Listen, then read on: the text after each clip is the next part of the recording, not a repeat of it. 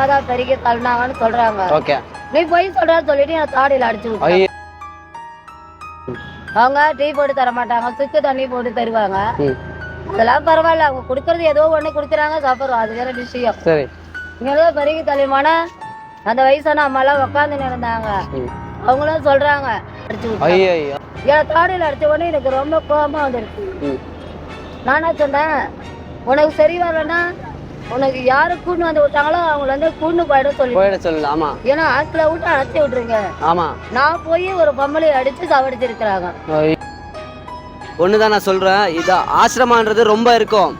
ஆனா சில பேர் கோவமா இருப்பாங்க, சில பேர் அன்பா இருப்பாங்க, சில பேர் எல்லாருமே ஒரே மாதிரி இருக்க மாட்டாங்க. மனிதர்கள் அவங்க பெரிய மிருகம், எல்லாருமே மனிதர்கள் ஒரே மாதிரி நீங்க சாஃப்டா இருப்பீங்க, சில பேர் இருக்கும் அவங்க வந்துட்டு சகிச்சுட்டு போனாதான் அவங்க ஆசிரமம் நடத்துறது.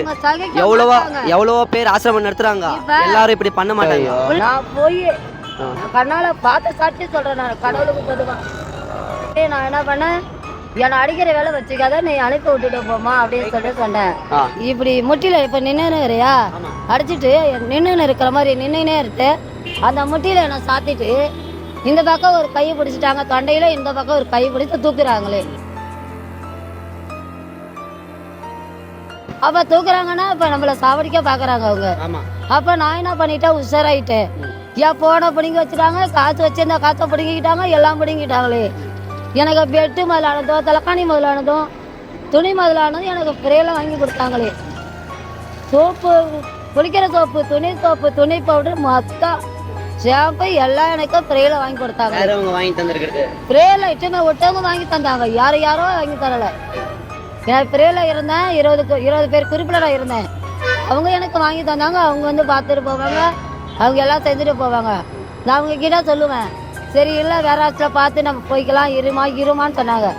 அவங்க என்ன பண்ணாங்கன்னா, இந்த மாதிரி செய்த உடனே எல்லாத்தையும் பிடிக்கணுன்னே நான் சாப்பிடல, மதியம் சாப்பாடு சாப்பிடல. காலையில் 4 டிஃபன் 4 காலை இட்லி கொடுத்தாங்க, சாப்பிட்டேன். உட்காந்து நான் கடவுள்கிட்ட ப்ரேயர் பண்ணி அழுவ ஆரம்பிச்சிட்டேன். நான் அழுவ ஆரம்பிச்சேன். உங்கள் ஃபோன் பண்ணி அவங்கள வந்து வர சொல்லி இட்டு போய் விட்டுடுங்க அப்படின்னு சொல்லிட்டு நான் சொன்னேன். ரொம்ப துன்புறுத்திருக்காங்க அவங்க. ஆமா. அப்ப நான் என்ன சொன்னேன், இட்டு போய் விட்டுடுங்கன்னு நான் சொன்னேன். நான் அப்ப அவங்க என்ன பண்ணாங்க, கவனே இருந்தாங்க. கடவுளை எந்த பிள்ளைங்களா இருந்தாலும் இது மாதிரி தாயை எந்த இடத்துல இந்த மாதிரி இடத்துல விட்டு கொடுமை பண்ணி சாவடிக்க கூடாது. எந்த பிள்ளைங்களும் இது மாதிரி பிள்ளைங்க இருக்க கூடாது உலகத்துல அப்படின்னு நான் ப்ரே பண்ண கடவுளுக்கிட்ட சொல்லி. அப்ப அவங்கன்னா அந்த பாசறையா மூஞ்ச பார்த்தாரு. உண்மை இதான் சார், நீங்க பாக்குறீங்க, இதான் பாஸ்டர், நான் சொல்றதா உண்மை, இது கொடுமையில செத்தாங்க அப்படின்னு நான் சொன்னேன். நான் சொல்லிட்டு நான் வந்துட்டேன். அப்போ ஒரு நாள் அந்த வளர்ப்பு பிள்ளை என்ன பண்ணா, நான் இங்கே பஸ் ஸ்டாண்டில் வந்து இருந்தேன். அந்த வளர்ப்பு பிள்ளை இங்கே வந்தாப்புல வந்து, ஏமா நல்லா இருக்கிறேன்னு, ஏன் என்னை சாவடிக்க வந்தையா?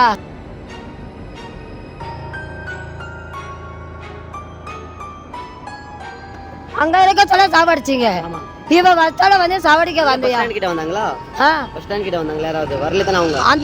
அந்த பிள்ளை வந்தா, வளர்ப்பு பிள்ளை கூட இருக்கான், இங்க பஸ் ஸ்டாண்ட்ல இருக்கு பார்த்து வந்தான். அப்ப இங்க எதுக்கு வந்த, என்னை சாவடிக்க வந்தையா அப்படின்னு நான் கேட்டேன். நான் இருக்குமணி என்னை போய் சாவடிச்சிட்டு வான்னு சொல்லி அனுப்புனாங்களா இருக்குமணி அம்மா. அதனாலதான் நான் என்ன சொல்றேங்கன்னா, உங்களுக்கு ஒரு நியாயம் கிடைக்கும். இப்போதைக்கு நீங்க சாப்பாடு சாப்பிட்டு நல்லா ரெஸ்ட் எடுத்துக்கோங்க. வந்து உங்களுக்கு என்ன வேணுமோ அதை நான் பண்றேன், சரிங்களா?